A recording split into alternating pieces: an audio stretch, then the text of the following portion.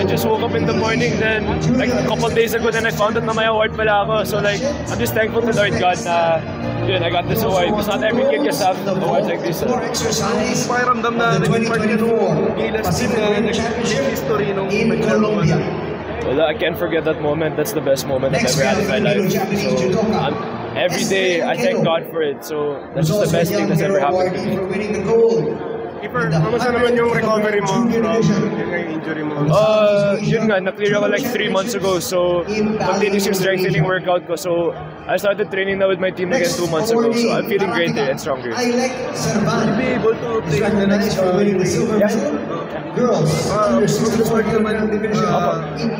Full season po. in 22nd. Tapos ito, na-injure ka, tapos hindi ka pa nakapag sa World Cup. Wala, but really ruined my mental health, not just my physical health. But yun nga, my parents' love for me is always there. So I just hope na makabawi ko this coming UAAP so that hopefully making the final four with individual awards also. Pero about following the footsteps of your brother, may pressure ba or you're just kumbaga you want just to have your own name?